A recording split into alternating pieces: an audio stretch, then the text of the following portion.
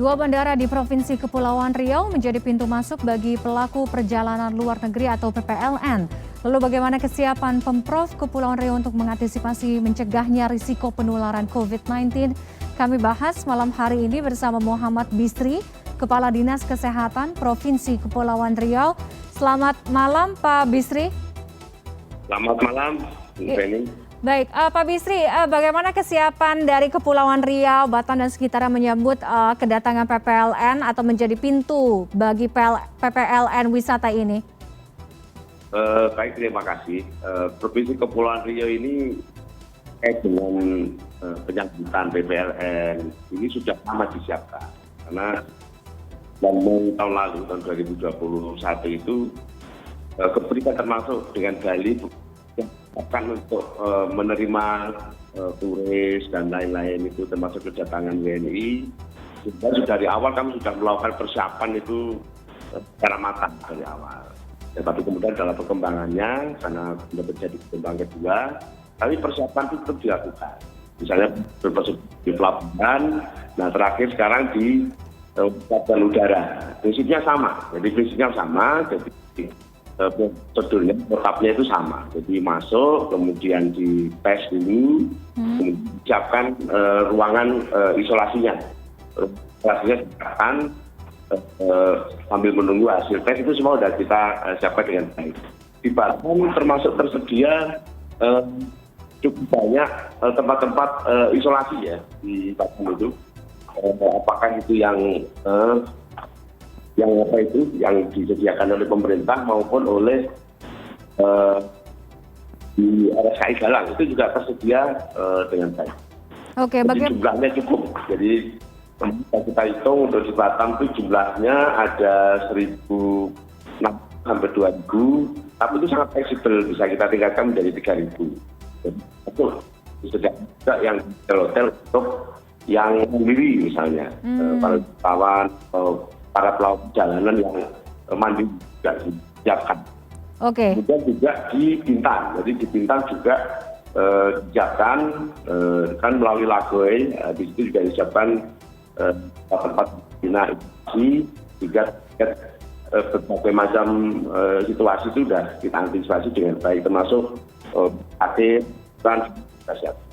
Baik, jadi baik fasilitas rujukan pemerintah dan juga mandiri pun juga sudah siap ya sampai dengan sejauh ini ya.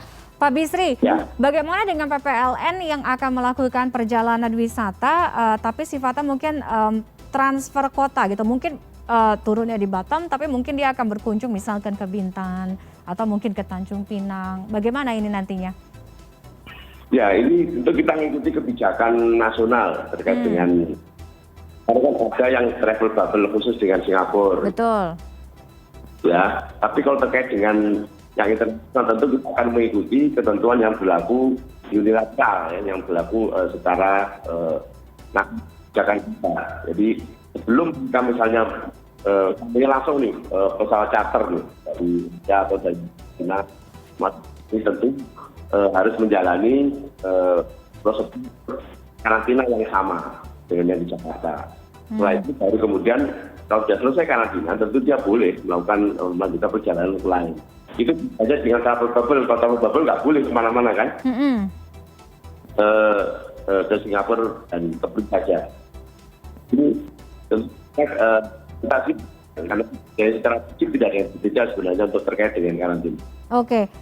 Bagaimana memastikan pengawasannya juga ke depannya Pak Bisri, termasuk memastikan bahwa PPLN tersebut melakukan perjalanan betul untuk tujuan wisata, bukan di luar wisata? Ya, ini kerja banyak institusi ya ini, ya. Tentu bukan hanya kerja kami di kesehatan ya, banyak institusi yang bekerja, tapi tugas kami di bidang kesehatan adalah bagaimana meminimalisir yang terkait penularan yang harus kami cegah dan bagaimana kontaknya di lokal sini itu yang kita lakukan sejauh mungkin. Tapi yang harus kita sadari bahwa pandemi ini salah satu triggernya itu kan karena adanya perjalanan. Kebijakan menerima situasi membuka perjalanan dari luar ke Indonesia tentu dengan berbagai macam mitigasi yang harus kita lakukan.